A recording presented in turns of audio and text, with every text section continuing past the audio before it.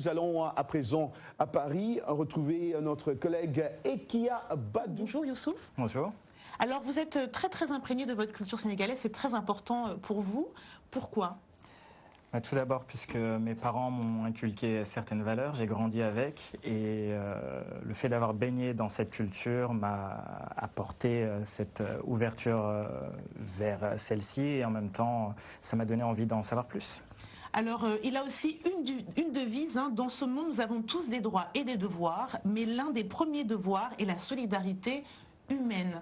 Alors, est-ce que c'est par solidarité que vous avez également envie d'avoir ce projet de créer des écoles en terre cuite? Pourquoi ce projet? Tout à fait, il y a par solidarité, par altruisme, mais aussi pour faire avancer le continent, parce que j'estime qu'aujourd'hui, nul n'est censé ignorer qu'il y a des possibilités en termes d'éducation qui s'offrent à nous sans avoir besoin des associations, et aussi tout simplement, j'ai envie de dire, d'apporter une autre perspective à celles et ceux qui pensent que dans ce monde il n'y a plus d'issue, c'est une fatalité d'habiter en Afrique, et je pense que non. Alors c'est pas une fatalité aussi, quelque chose que vous ne précisez pas. Les Égyptiens, à l'époque, les historiens disent que c'était une population noire qui a créé des pyramides, d'autres disent que ce n'est pas vrai. Mais pourquoi vouloir justement travailler avec les matériaux et les façons un peu traditionnelles, ancestrales? Tout simplement en termes de coûts, puisque généralement les personnes qui ne bénéficient pas d'éducation se plaignent de ne pas avoir les moyens de construire les écoles. Donc ce serait moins cher. Voilà, ça serait moins cher, ce serait même gratuit quasiment, puisque ce qu'on paierait, ça serait la main-d'œuvre et le savoir.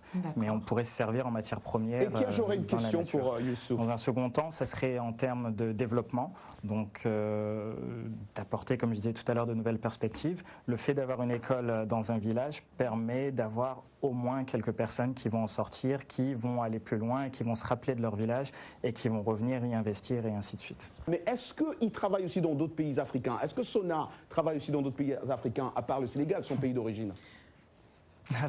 Est-ce que vous travaillez aussi dans d'autres pays africains, à part le Sénégal, votre pays d'origine? Oui, bien sûr, puisque ça serait un peu égoïste de travailler uniquement au Sénégal. Je compte intervenir au Maroc très prochainement pour aider une communauté de femmes à être indépendantes économiquement. Ensuite, j'ai des projets pour d'autres pays comme la Namibie ou voire même le Nigeria, mais ça sera en fonction, bien sûr, des retours des différents contacts que j'ai. Alors, ma dernière question, parce que à trois fois vous avez dit combien il a voyagé, hein, Youssouf Abba, et c'est vrai, et moi je suis jaloux d'ailleurs de voir combien Youssouf Abba a voyagé partout dans le monde, en Asie. La jalousie sort de ce corps. Alors, moi je voulais juste lui poser la question de savoir, et je vais poser la question autrement, et qui a posé la même question, en fait, mais moi je la pose un peu autrement.